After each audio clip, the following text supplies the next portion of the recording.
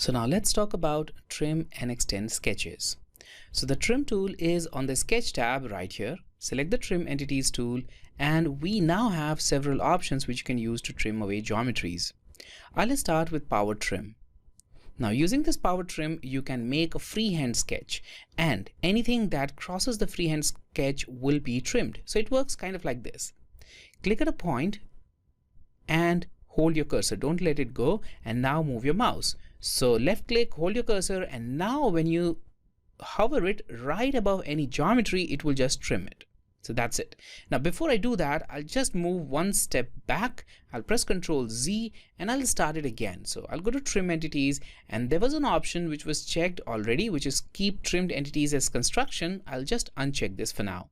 So before you do that, just make sure these two options are unchecked. We'll get to this in a moment. So I'll go to power trim again, left click, hold your cursor and move it. And there we are. We can now easily trim it kind of like this.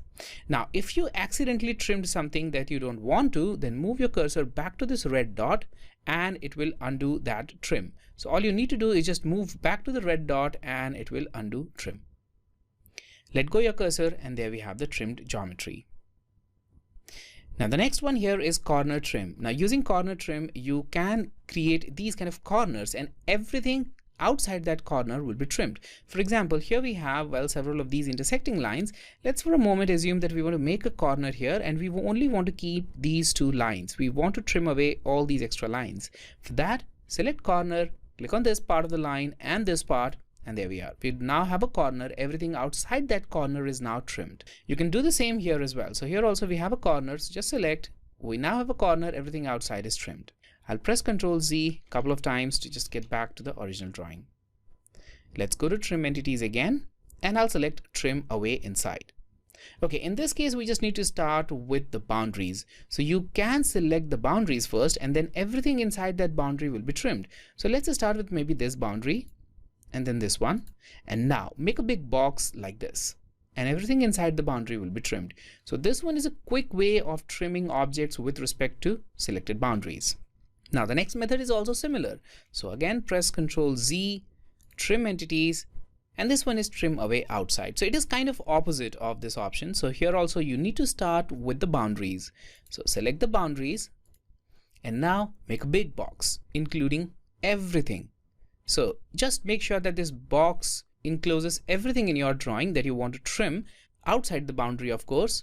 And there we are. So everything outside the boundary, which was inside this selection box, is now trimmed. Again, I'll press Ctrl Z to get back to the original drawing. Now let's go to trim entities and finally let's talk about trim to closest.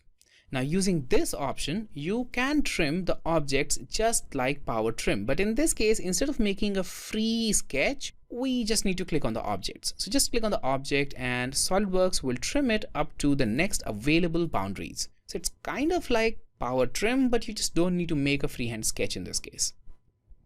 So once again, I'll press Ctrl Z a couple of times to get back to the original drawing. Now let's go to trim entities one more time and let's see what these options are. So there are two check boxes. The first box will ensure that every trimmed geometry is converted into a construction geometry. Now in this case, let's assume that we want to convert this line and this line into a construction geometry. So instead of using the construction geometry, you can directly trim it like this. So when I'm trimming it, it's actually not trimming these lines, rather it's just converting it into construction geometry. There we are. So now these things are converted into construction geometry. So that's it. Here you can see it in more detail. So that's the construction geometry. You can also click here, here, and you can just convert as many geometries as you want into construction geometry. So it is kind of like converting anything into construction geometry using trim command.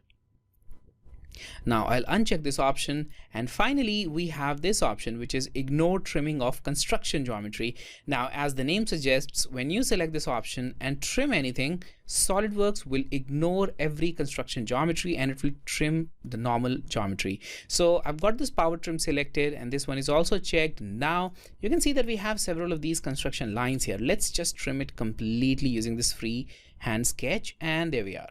So it just trimmed away everything except for the construction geometry, and that's what this option is all about. So when you keep this one selected, SolidWorks will ignore every construction geometry in your drawing.